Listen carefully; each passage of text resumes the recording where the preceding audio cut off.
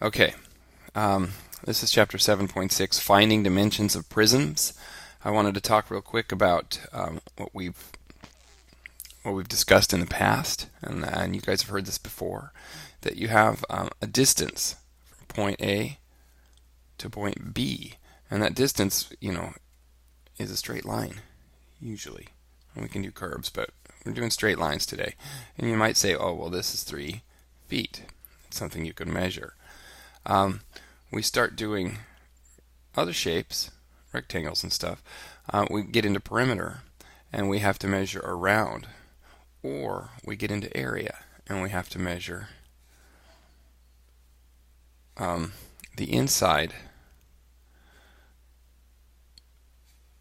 And this is not a great rectangle, but it represents a rectangle that is 3 feet by 3 feet. I probably should have done 4 feet on this one edge, but it doesn't really matter.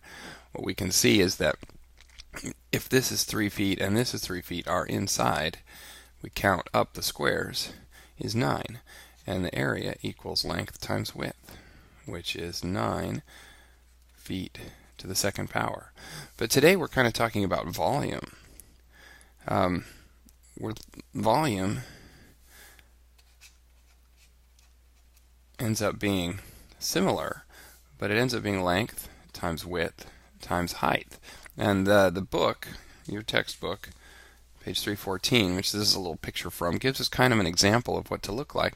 Instead of being flat, each of these squares turns into a little cube. And so we have a length, we have 3-directional length, a width, and a height, and we have to measure in all 3 directions. So first of all, we just had distance. This is one direction, and the answer, the distance is just 3 feet.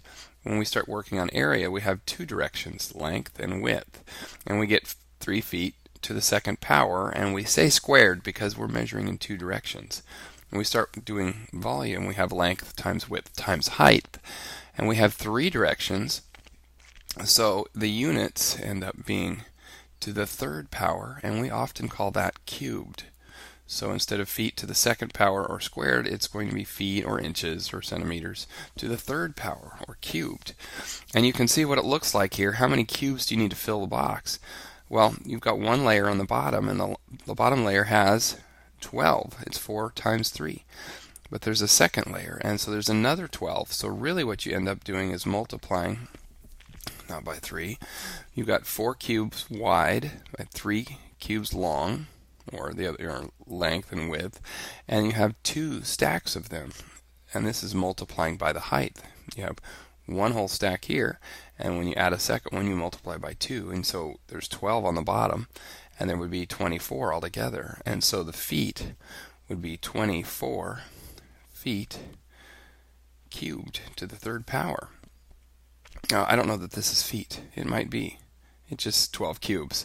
But, if each cube is 1 foot by 1 foot by 1 foot, like this one over here, then that's kind of how that works.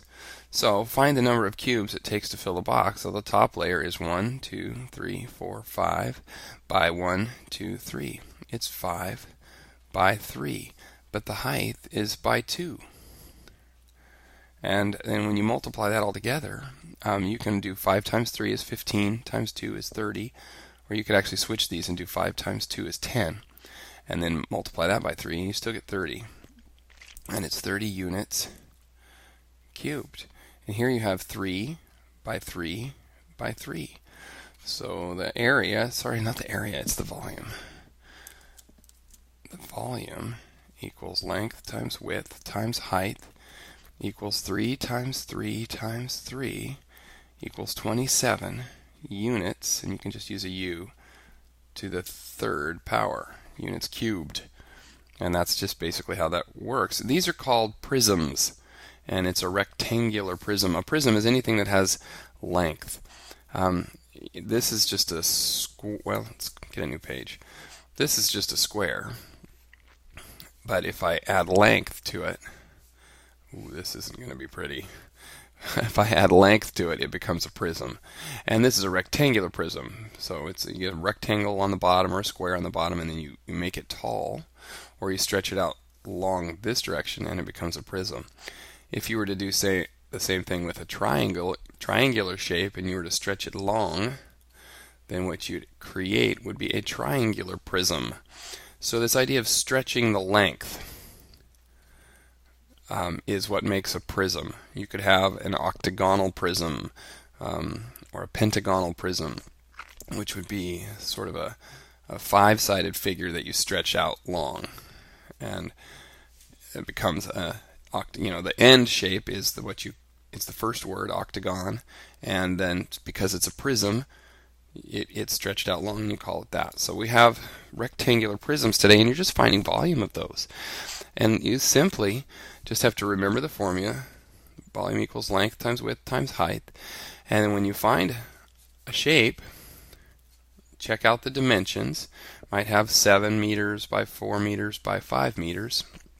And you just replace those. Length is 7, width is 4, and height is 5, not h. And then you multiply. Not w, boy, I did it twice. 4 and 5, length, width, and height. And then you can multiply this. 7 times 4 is 28, and 4 times 5, or 28 times 5 is something. I could figure it out, but I might prefer to do 4 times 5 is 20, and then 20 times 7 is 14, so it would be 140 meters to the third power. That's how this works. That's what the volume is equal to. Now, sometimes that might give you a volume and miss a dimension, and that's another important thing that you might need to use. They might say that you have this box, and this is using the strategy that we've been learning this chapter, and this box is 8 yards tall and 8 yards wide, but it's, I don't know how yards deep. And it might say that the volume